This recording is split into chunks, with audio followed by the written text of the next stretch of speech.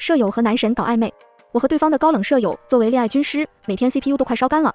直到两方亲友团约饭，一见面，对方军师就频频冷笑，就是你要求我哥们会铁人三项，我更是咬牙切齿。那你凭什么要求我姐妹会纸上绣花？舍友王小雨和他的男神周大壮搞起了暧昧。众所周知，大学生谈恋爱其实是两方宿舍军师的博弈较量，而我作为王小雨的首席狗头军师，全程指点江山，挥斥方遒。小雨，听我的，回消息一定要言简意赅。王小雨害羞不已。好，那他说他刚刚在洗袜子，我就夸他好棒行吗？我啧一声，煞有介事的分析，他在展示自己很勤劳，所以你这么干瘪的回不行。可我不知道回啥了。算了，你把手机给我，这句消息我来回，你学好。王小雨忙不迭把手机递给我，一脸崇拜模样。我稍稍思索片刻，在洗袜子下面回了一句简短有力的话，我想你了。然后刚刚聊天界面还不断跳动的输入中立马消失，对面陷入死一般的安静。我都能猜到某个男寝此时的 C 语言含量严重超标，对方军师打算教周大壮先试探试探，结果我反客为主，果断扔下一颗核弹，直接把他们指挥部老窝都炸翻。今晚你男神怕是都激动到不知道回你啥了，而且明天直接来找你约饭。王小雨两眼亮晶晶地看着我，佳佳你真棒。我莞尔一笑，深藏功与名，低调，下次不会再找我。王小雨感激不尽，突然有点好奇地问我，但是你这么厉害，为什么到现在还单身呢？我笑意一顿，你听过诸葛亮亲自上过战场的吗？没有。那就对了，诸葛亮从不上战场，照样可以运筹帷幄呀。王小雨恍然大悟，我却有些心虚地抠了抠手。军师确实不上战场，因为他上战场绝对第一个嘎。第二天，周大壮果然来找王小雨了，两人在女寝楼下羞答答地聊着天，但如果稍微仔细一看，两人的耳朵上各戴着一个蓝牙耳机。我趴在窗户口悄咪咪地观察着王小雨，今天对方竟然直接带着军师来应战。小样，有我在，你别慌，稳住。王小雨轻咳一声，示意知道。我急忙四处寻找对方军师的身影，巧了，女寝不远处的一个路灯旁，正懒洋洋地倚靠着一道身影，腿挺长，肩也宽，离得有点远，我看不太清楚这个男生的长相，但只是大概眉眼轮廓也能看出来是个帅逼。他同样一直关注着王小雨他们，耳朵上戴着周大壮同款耳机，不出意外就是对方军师，也就是这段时间和我在暗地里无声过招厮杀的仇敌。许是察觉到了我，男生撩起眼皮，直直朝我这个方向看了过来，眸子漆黑。我冷漠地移开视线，冲锋号在脑子里疯狂作响，脑控人机大战一触即发，今天势必炸死他的。之后两位恋爱嘉宾坐在那里开始聊天，暧昧期间的男女总是会好奇地打探别人的情况，展示自己的好，周大壮也不例外。他直接对着王小雨硬秀胳膊上的肌肉，把王小雨惊到了，不知道怎么回应，疯狂咳嗽让我支招。我也看不过去，直接教他，你和他做点暧昧的事儿啊，这整的要带你参加铁人三项一样。王小雨忙不迭转述，周大壮，我们一起做点暧昧的事情吧。周大壮脸一红，神，什么事儿啊？就是你可以带我去参加铁人三项吗？周大壮哽咽，你要实在喜欢铁人三项的话，我可以努力。好啊，这都什么玩意儿？怕他再说出什么离谱胡话，我急忙对着耳机怒斥，姐妹，我是让你聊他呀，你一字不落的照抄过去干嘛？王小雨心虚的再次轻咳一声，大胆点，牵他手。然后在我鼓励的目光里，他直接把周大壮的手扯了过来，语气结巴又轻浮，你的手好大呀，比我的大好多，用的什么护手霜啊？我一脸麻木，面如死灰，都已经颠到不属于人类范畴的行为逻辑了，这简直是哥谭市里的大头目， Joker 里的顶梁柱，麦当劳里的吉祥物，毁灭吧。果不其然，周大壮尬在那里，一时间不知道如何应对。对方军师正疯狂对着耳机说着什么，周大壮先是茫然，再是恍然大悟。只见下一秒，他反摸了一把王小雨的手，语气诚恳，你的手更好看，这么好看的手不用来纸上绣花都可惜了啊。王小雨傻眼了，我嘴角抽搐，对方军师有病吧，让谁纸上绣花呢？我抬眼一瞅，敌方军师扯下耳机，愤愤转身离开，脸黑如锅底，只不过走前又朝我躲着的窗户扫了一眼。军师的突然退场让周大壮一瞬间整个人都六神无主了，两人又驴唇不对马嘴的胡扯了半天，最后这场小约会在一种抓马的氛围里草草结束，搞得我第一次怀疑起了自己这个军师的智商。王小雨局促地站在我床下，等着我定夺。思来想去，我认为这是不能拖了，就这两位正主的脑子，但凡多暧昧几天，黄花菜都凉了。这样，你明天白天直接约他去看电影啊？我主动吗？对，你主动，但我猜测他应该也会主动约你。不过明天我就不给你支招了，你自己来。王小雨懵逼，我不行啊！我无情地拨开他，不行也得行，你俩互相喜欢，我一个旁人不能过度插手了。王小雨忐忑不已，但还是听话又羞涩地约了周大壮去看电影。很快，第二天就传来了好消息，男女嘉宾第一次正式牵手成功，暧昧的那层窗户纸就差临门一脚。就在我以为这俩会顺其自然地走到一起时，小雨提了一件事，周大壮想邀请他去吃顿晚饭，孤男寡女的，他难免有点害怕。佳佳，你陪我一起去吃吧。我去不合适吧？毕竟到时候他俩在饭桌上眉来眼去的，我一个电灯泡大咧咧地杵在那里有点突兀。可是对方军师应该也去。什么？我立马来了精神。哦吼，之前一直没真正和这位敌方军师面对面交锋，只听王小雨说是个超级大帅哥，帅得堪比吴彦祖。上次匆匆一面，确实是有几分姿色。稍稍思考了一下，我答应了小雨的请求，因为我必须得看看究竟是哪个吴彦祖能想出纸上绣花这种电话。当晚，两方人马会晤，小雨和大壮害羞相视，你给我倒水，我给你夹菜，气氛温馨。而我偷偷看了好几眼对面那个姿态懒散的男生，欲言又止，保守了。王小雨的话着实有点保守了，这哪是堪比吴彦祖，简直是碾压吴彦祖般渣男脸的存在啊！看什么呢？渣男脸撩起眼皮去我一眼，我假笑，你没看我怎么知道我看你了？只听男生用一种逗小孩的语气说道，可能因为我有天眼吧。玩这么抽象是吧？你放屁字没说出口时，一旁终于从温柔乡抽出来的两位正主注意到了我俩这剑拔弩张的情况。王小雨急忙扯我，大壮一哥还没来得及给你们介绍，这是我舍友程佳，我最好的姐妹，平时帮助我不少。周大壮憨憨一笑，我认识，程佳嘛，大一时的新生代表，那次开学典礼我们宿舍都在台下看到你了。说着他也急忙拍了拍渣男脸的胳膊，这是我好哥们，也是我舍友，我们书院头牌秦毅。原来他就是女寝楼里反复被提及的秦毅呀。老秦，快和美女认识一下呀，相聚就是缘。接着在两位正主的注视下，秦毅率先伸出手，做事要和我握手，原来就是你要求我哥们儿要会铁人三项啊。我立马抬手用力反握，咬牙切齿，那你凭什么要求我姐妹会纸上绣花？秦毅像是没感觉到痛，懒洋洋反驳，我要他夸你朋友手指好看。我也反驳，那我也只是让小雨转移话题而已，当众看什么肌肉，我这是让他展现自己的优点，谁知道他直接撸袖子啊！所以我和秦毅刷的扭头，发现两个罪魁祸首已经埋头狂吃装死了。误会解除，秦毅那张渣男脸在我这里立马顺眼了不少，毕竟帅哥嘛，尤其是身上味道好闻的帅哥，总是能让人不自觉心生喜悦。我和他有一搭没一搭的和他胡扯着，秦毅倒是人也不错，我说什么他答什么，偶尔在饭桌气氛尬住时还能抛出一个合适的话题，不动声色地缓解了男女嘉宾之间那点微妙的小局促。只是刚缓解完，很快就有新的僵局出现。这么说吧，要是让这俩人的嘴去外交部，上午任职，下午第3次世界大战都会打起来，能顺顺利利的暧昧到这个地步，也是走了狗屎运。我倍感头大。等他俩害羞的结伴去厕所时，我立马忧虑的看向秦毅，你说他俩这能成吗？秦毅摇头，不知道，顺其自然吧。你希望他俩成吗？当然啊，都互相有好感，所以我作为朋友才帮忙的，难道你不是吗？不是。秦毅抬头轻轻的笑了下，然后目光不偏不倚的落在我脸上，意有所指。程佳，我是因为其他原因才帮他的。我略感不解，但秦毅没多说，我也不好多追问。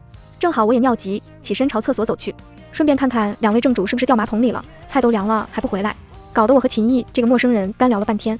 结果厕所没人，我狐疑的在这个酒店里找这两人，直到拐弯走到一处漂亮的小阳台不远处，我看到两位嘉宾正害羞的面对面站着，距离极近，像是随时能亲上去的暧昧。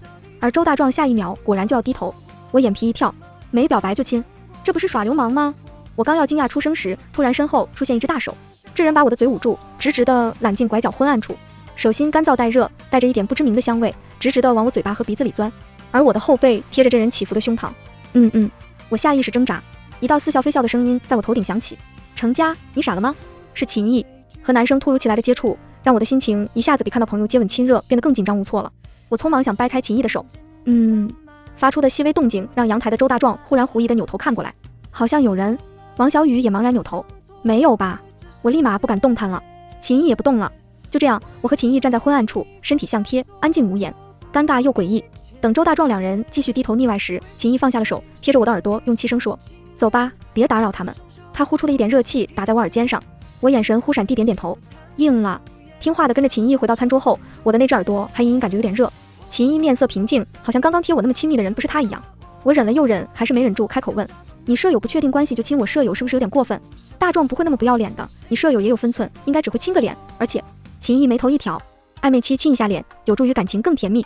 我似懂非懂，好像也有道理。那我们现在怎么办？先随他们，你饱了没？我不明所以的眨眨眼，还行，再吃2口，我送你回宿舍，让他们自由发挥一会儿。账我已经结了。最后一句让我敬佩的竖起大拇指表示敬意，这个军师当的才是敬业，还该结账的。不好意思让秦毅多等，我急忙低头又炫了2口吃的，丝毫没注意到我对面的男生抬起了自己的一只手，那只刚刚捂住我嘴巴的手，他看了眼埋头苦吃的我，视线落到了那只手上，然后懒洋洋地搭到了嘴边，嘴唇轻轻贴着手心，眉眼愉悦。吃完后，我和秦毅一起先离开了餐厅，料想着王小雨应该不会大胆到夜不归宿，我也就稍微放了心，但总归有点女儿被猪拱了的惆怅感。女大不由娘啊！好在吃饭的地方距离学校不远，我和秦毅并肩往学校里走去。不得不说，第一次和男生这么另类的压马路，着实有点拘束。再加上这哥们一路上的回头率，简直不要太高。我感觉自己此时像极了动物园的猴，被来往的美女们凌厉扫视，而另一只猴却依然相当淡定，甚至我感觉他隐隐透露着一点莫名的开心。理解不了这种风云人物，可能路人的目光就是他的兴奋剂罢了。我轻咳一声，打破沉默，探听他的打算。秦毅，你还想怎么帮你舍友追我舍友啊？看他俩感情发展到什么地步吧。那下次这种约会你还来吗？你来吗？他不答反问。我忧愁，不知道啊，但总归你来，我肯定也得来。那就都来，他们现在还有点腼腆，我们得帮帮。行，我想起了什么。对了，下周是小雨的生日，你舍友会有什么大动作吗？会，我放心了，应该下周就会整点表白什么的大动作。于是我用胳膊肘轻碰了碰他。秦毅，咱们现在可以一根绳上的蚂蚱，所以你们有什么安排，记得告诉我一下呀，我好配合。秦毅脚步一顿，那我可能告诉不了你。我不解，为什么？因为……男生转头，逆着路灯的他轮廓全是好看的暖黄色，脸上半明半昧，但是那双黑漆漆的眼睛却很明显。他看着我，很轻地笑了下。因为我没你的微信，所以成家，要不要加个微信？接着他的手机被按亮，是他的好友二维码。我回到宿舍不久，王小雨也满脸荡漾的回来了。他娇羞地和我说了几句和他男神相处的小细节后，便去快乐的洗漱。而我躺在自己的床上，戳开刚加上微信不久的新好友。小雨心情挺快乐的，看来你舍友还挺会哄人。哄女孩她要是不会做，那就是废物了。那你也会哄其他女生？秦毅没回我，话题仿佛就这么默契的戛然而止。我自然也不会再多说什么，只是洗完澡准备睡觉时，发现秦毅给我发了几条消息。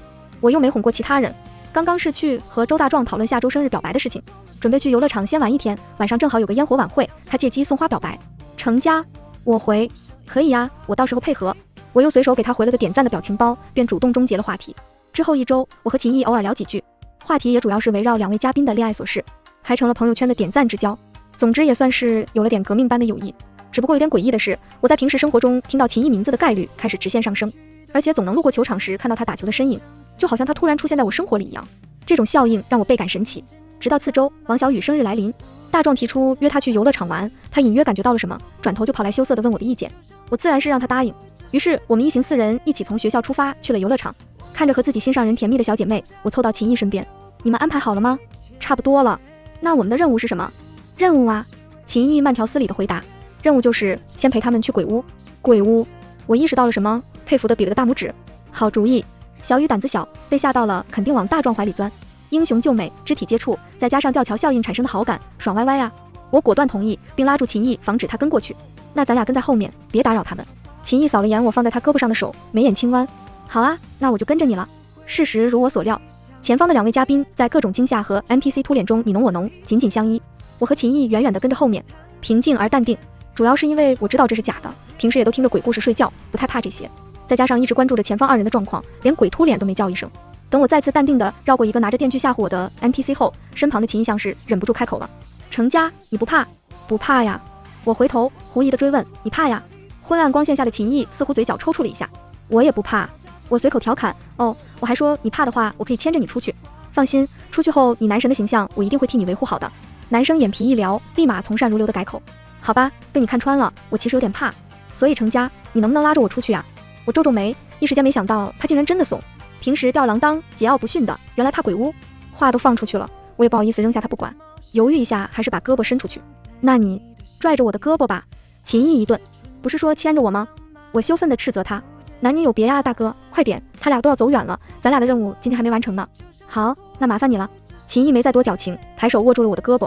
男生手掌宽大，指骨修长，我感觉自己的胳膊都能被他一只手圈住。不知道是不是因为夏天的原因，他的体温有点高，偏偏他声音还挺孱弱。成家，你要保护我。我另一只空着的手有些局促地挠挠脸蛋。不是，鬼屋的空气里为啥一股突如其来的绿茶味道？这么耽误一会儿的功夫，周大壮2人不知道跑去了哪里。我只好拖着秦毅朝出口方向走去。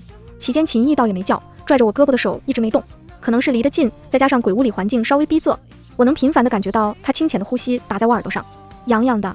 安静无言地出了鬼屋后，秦毅才松开我。谢了呀。客气。我揉揉发烫的耳朵，没敢回头。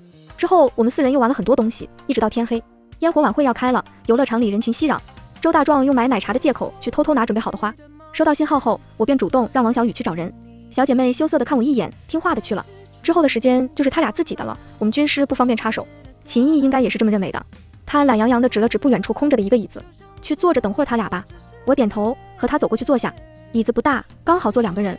只是秦毅毕竟是个体型比我大1圈的男生，身高腿长，我俩这么一坐，腿就不可避免地轻贴在一起，隔着薄薄的裤子和裙子衣料，让我局促地想起身。但还没来得及动作，我俩面前就来了一个明媚的女生。她直勾勾地盯着秦毅。哦吼，搭讪。我屁股一沉，准备美美吃瓜。帅哥，可以加个微信吗？秦毅眼皮都懒得抬，低头玩着手机。不可以。为什么呀？我就想认识你一下，你把二维码亮给我，我扫一下就行。哦，我不想认识你。女生接连被落了面子，笑容也依然甜美。你不会有女朋友了吧？是旁边这个小姐姐吗？说着，她看了我一眼，我一怔，立马想要开口否认。手机此时响了一声，我低头一瞅，是旁边的某人。帮我？这怎么帮？随你，反正我不想被搭讪，也不想给他微信。你帮了我，我请你吃一学期饭，想吃什么吃什么。真的？骗你干嘛？帮，必须帮，这饭我必须蹭，有便宜不占王八蛋。我收起手机，顶着这个女生的目光，莞尔一笑，被你看出来了。然后我朝着旁边的男生直直贴过去，茶里茶气。抱歉啊，我老公的微信不能给其他女生，更不会主动给别人二维码哦，是吧，老公？秦毅没说话，只是低头瞅着我，眸光沉沉。我以为一声老公给他叫懵了，赶紧暗暗戳他一下。老公，你说句话呀，行不行啊，大哥？演戏都不会啊。秦毅终于回神了，他用一只手揽住我的腰，用力一搂，语气温柔又懒散。对呀，只主动给喜欢的人出示，这个人就是你。搭讪女生脸彻底拉了下来，转身离开。我赶紧坐起身，秦毅也把手从我腰上移开，低头扯了两下裙子的褶皱。我随口感慨，秦毅，你刚刚这个理由挺好，只给喜欢的人主动出示二维码，我下次也用这个理由。这不是理由啊！我不解地看向他，发现男生正直勾勾地盯着我，也不知道已经看了我多久。他慢吞吞说，我确实只主动给喜欢的人微信。话音落下，烟花大会恰好开始，绚烂的烟花在秦毅头顶的天空炸开，男生漂亮眼睛里的情绪也绚烂难辨。我整理裙子的动作一顿，懵了。和王小雨一起回到宿舍时，他抱着花爱不释手。刚长出来恋爱脑的他疯狂地说着刚刚自己被表白时的心路历程，而我坐在椅子上神思不属。佳佳，你怎么了？王小雨终于察觉到了我的不对劲，拍拍我的肩膀。我看着他，欲言又止。你和秦毅熟吗？不熟啊，怎么了？那你能委婉地问问你男朋友秦毅有没有喜欢的人吗？对了，千万别说我让你问的。好的好的。王小雨帮我去问周大壮。隔了一会儿，他神色怪异地把手机递给我。我低头一瞅聊天界面，一哥让某人自己去问他，他一定说。某人是谁啊，宝贝？哪个女生让你这么问的呀？怎么一哥刚刚笑得一副不值钱的样子，骚的让我都有点害怕呀。我就不能指望这俩比老太太棉裤腰子还松了嘴，直接给我抖到本人面前去了。王小雨试探地问我，这个某人是你妈佳佳？你和秦毅怎么回事啊？我不知道怎么说，因为我隐约感觉秦毅好像喜欢我。他说只给喜欢的人微信，那天聚会完，他主动把好友添加的二维码亮出来。他说并不是因为大壮是他舍友才帮忙追人的，他是因为其他原因。其他原因是什么？钱他也不缺。王小雨他也对他没意思啊，总不会他喜欢周大壮，为爱成全，世界大同吧？这个就离谱了。但还有一个更离谱的原因，让我一时间心跳急促，就是他喜欢我。秦毅是因为我是王小雨的舍友，所以才帮舍友追人的。我趴在桌子上，脸上发烫，目光呆滞。这个可能性可就真是小刀刺了屁股，开了眼了呀。叮，手机响了一下。明天我和周大壮有个篮球赛，你和你舍友要不要来看？我想回不去，但是犹豫片刻，还是回了另外一句话。好。次日，我和室友在球赛开始前到了球场，围观的人很多，女生占比很高，而大部分女生都直勾勾地看着秦毅。王小雨和周大壮这两个恋爱脑也不羞涩了，在旁边眉来眼去的说着小话。我安静地站在旁边，目光不自觉落到正在热身的秦毅身上。他今天穿了身和大壮同款的黑白色球衣，额头稍稍汗湿，脊背线条挺直优美。我趴在球场外的铁丝网上，茫然地注视着他。喜欢我？他认识我吗？我就是绞尽脑汁将族谱想起来，都可以笃定地说不认识他呀。实在没忍住，我转头打断了秀恩爱的小情侣。周大壮，秦毅之前认识我吗？啊，我不知道啊，应该不认识吧？你问问他呗。球赛还没开，我把他喊过来，你直接问。说完，周大壮转头就对着那道身影喊道：一哥，过来一下，程家有事问你。速度之快，我连阻止他的时间都没有。秦毅自然听到了，他把篮球扔给队友，自己慢条斯理地晃了过来，站在铁丝网内，直接看着有些无措的我。要问我什么？刚刚没听清。旁边的大壮先热情附和，他问我，你之前认识他吗？瞅瞅这棉裤腰子般的嘴，我已经恨不得直接钻进树底下把自己埋起来。秦毅却老神在在，哦，认识啊。我睫毛一颤，抓着铁丝网的手指因为惊讶猛地用力，果然认识。怎么认识的？秦毅抬手直接拨开我已经被铁丝网勒出印子的手指，然后弯腰凑近我，带着一点汗气的清冽味道扑面而来。新生典礼那天，西门厕所进校的时候，我被院主任钦定为新生典礼的学生代表，到时候要上台演讲。这种隆重的场合，我还专门买了一件纱裙，薄薄的，很漂亮。用王小雨的话说，前凸后翘。那天我在台下候场，大概是早上水喝猛了，膀胱有点不听话，想着还得半个小时才轮到我，我就和主任说了一声，溜去了最近的西门厕所。大一新生们都从礼堂的东门进，所以他们也都会去东门厕所。西门厕所自然空空荡荡，我随便找了个隔间进去解决生理问题。准备离开时，天杀的水管突然爆了，我被淋了个彻底。幸好是干净的流动水，不然我可能当场一头杵蹲坑里以死明志。但纱裙是彻底毁了，湿漉漉的贴在我皮肤上，隐隐约约还能看清楚内衣的颜色。我一时间连出去找人都不可以，只能祈祷有人能来这个厕所救救我。眼瞅着还有15分钟到我演讲，手机又被王小雨拿着，我更急了。这时，厕所门口传来一道懒洋洋的脚步声，往南侧方向走去。我立马大声求救：“同学，你可以过来一下吗？”那道脚步声一顿，似乎朝女厕门口走了2步。我大喜：“同学，我在女厕所，你能不能出去帮我随便找件衣服送进女厕所？女厕所水管爆了，我浑身湿的出不去。”这人终于诞生开口了：“哪间？就从门口往进数第3间，麻烦你了。”哦，然后他直接走了进来。我懵，不是，他得先去帮我找衣服啊！咚咚，隔间门被人懒洋洋的敲了2下。懒得给你找了，开门，直接穿我的外套，戴我的帽子就行。我忙不迭打开一条缝，谢谢，哥你可真是大好人，你将来一定暴富长寿，走上人生巅峰。你等新生典礼结束后，我请你鸡翅白脸吃一顿。门外人笑了声，他自始至终都站得很远，只有一只手出现在我的视线范围内，很漂亮的手，筋骨错落。我接过衣服后关上门，里面正好有包纸巾，我勉强用纸巾擦了擦脸上和脖子里的水，把衣服套上，湿漉漉的头发被帽子遮住，狼狈模样被遮住，看起来只像个爱穿中性衣服的女孩罢了。我推开门，想给这位好心人好好道个谢，他却已经走了。我只好匆忙回到礼堂，所幸正好赶上了演讲。最后外套和帽子被我整理干净，一直在柜子里保存完好，因为我不知道这人是谁，还也没触犯，只记得那件外套上的好闻味道。而秦毅如今告诉我，他就是那个人。我不动声色地往前一凑，隔着铁丝网悄悄闻了闻他，味道一样，那点懒散拖拉的语调也和那个好心人一样。我说怎么当初和他第一次正式见面，我就能被他身上那股好闻的味给整开心了，原来是他。秦毅没多待多久就去打球了，我站在那里失神，王小雨看我一眼又看我一眼，活像是黄鼠狼偷鸡般猥琐。我瞥他一眼，有话就说呗。他立马小声八卦，你和秦毅什么关系啊？都出过力帮你俩谈恋爱，这算吗？王小雨腼腆一笑，算，但是你俩之前认识是怎么回事？就之前我简单解释了下去年大一新生典礼我淋了个落汤鸡那事。王小雨听完若有所思，所以秦毅就坐在礼堂下面，看着你穿着他的衣服和帽子，自然认出了你。之后一直对你挺有好感，用一件衣服吊着你，后来通过我和大壮，他和你也有了交集，然后开始循序渐进的追求你。哇哦，好心机好腹黑一男的。我也觉得他说的挺对，但突然又意识到了什么。等等，你这分析判别能力不挺厉害的吗？怎么到自己就啥都不会？舍友咧嘴一笑，神神叨叨的拍拍我。自己谈时那就只会马卡巴卡，等围观别人谈时，我头脑清醒到可以指挥一次诺曼底登陆。所以放心做，大胆干，以后我就是你爱情路上的军师，有什么不会的来问我，我帮你解决。我哭笑不得。行，完美闭环。等秦毅他们打完篮球，我们一行4人默契地往食堂走去。小情侣在前面手牵手，刚在体育馆洗了个澡的男生则一直慢条斯理地跟在我旁边。我走得快，他也快，我脚不停下，他也停下。好几次我想问问他到底啥意思，但是又不知道怎么问。秦毅呢也不主动说，就跟勾小狗一样，隐晦地吊着我，等着我在陷阱里按捺不住主动求饶。讨厌，秦毅真讨厌。我抵抿唇，秦毅，我明天把外套和帽子还你吧。好。秦毅答应得很痛快。但你不是说要鸡翅白脸请我吃一顿吗？怎么想赖账啊？请。我瞅他一眼，我没说不请，再说你还欠我1学期饭呢。那明天我来接你，我先请你。随你。我抠抠手，绷着发烫的脸低下头。靠，怎么莫名感觉和约会一样？好吧，确实像约会。怀揣着这种难以言喻的心情，第2天我拎着衣服袋子下了宿舍楼。秦毅已经在那里站着了，简简单单的打扮也能吸引路过美女们成片的含羞注视。我走过去，把袋子递给他，给我都洗干净了。他接过，也没打开看。谢了。我才应该说谢，要不是那次典礼我可就要丢人了。哦，那看来我当时嫌弃另一个厕所人多，果断转头去这一个厕所的举动还挺明智。行，你测评挺好。我随嘴胡扯，转身和他并肩朝学校外走去。余光瞥见王小雨穿着一件肉色的卫衣，正在宿舍窗户口疯狂朝我挥拳加油，活像被剥了皮后被电到抽搐的青蛙。不会我当军师的时候也是这么魔幻吧？和秦毅离开学校后，我俩也没坐车，顺着一条小路朝着商业街走去。熙攘的街道让我心里的局促消散了不少，我还是把心里的好奇问了出来。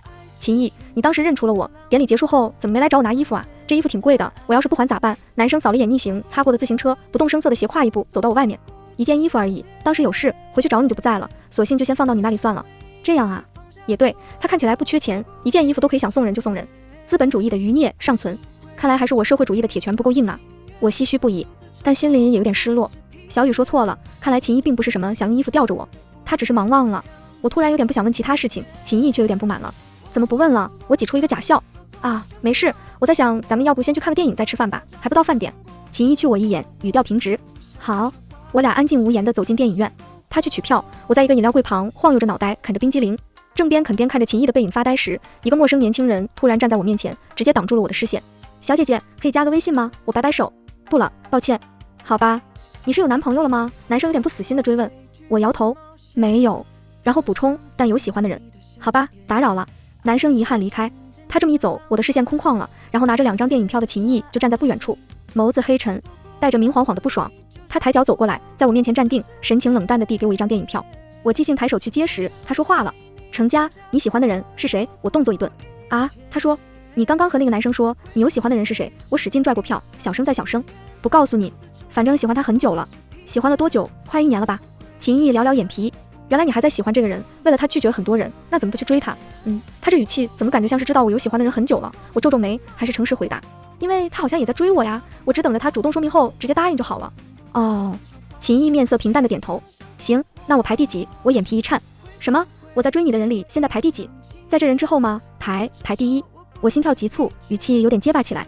秦毅的脸色肉眼可见的阴转晴，他不屑冷嗤，那人也不行啊，这都比不过我，亏你白喜欢他了，要不考虑考虑我，之前你拒绝别人时就听到你用这个理由，我忍了，现在还用，那我可忍不了。他到底哪好？原来他其实早就想来追我，只是无意间听到我有喜欢的人，所以歇了直白表露的心思，改为曲线追求。我低头又啃了口冰激凌，冰凉的口感丝毫没有浇灭我躁动的内心。不答反问，秦毅，原来你真喜欢我呀？不明显吗？好吧，挺明显的。所以我能提前拿到你爱的号码牌吗？秦毅目光灼灼地盯着不停啃冰激凌的我把最后一口咽下去。这提前不了。男生脸色晴转阴，我终于抬眼看向他，好然羞涩道，因为本来也只有你在排队。在秦毅刹那间蒙圈的神情里，我勾了勾他的手，嘻嘻一笑，因为我一直喜欢就是你，从你给我递衣服时，从我没见到你的脸开始就喜欢了，毕竟谁能不喜欢香香又好心的男生呢？所以你的测评真的很好啊，我感慨不已。测评2字终于把秦毅干回神了，他反手牵住我，神色懒散地朝检票口走去。这叫审美，说测评不是连你自己都骂进去了。说的对呀，差点给我档次整低了。我表示十分赞同，笑嘻嘻地和他牵手进了放映厅。只是等电影开头开始放映时，我忽然想起一件事，转头趴在他肩头，小声问他，那你什么时候喜欢我的呢？秦毅笑笑，他说好像也是新生典礼那天，看着我穿着一身漂亮的纱裙站在那里，让他移不开眼。等我去厕所后，他起身跟了过来，然后上演了一出厕所奇缘，至此也被我惦记上了。全文完。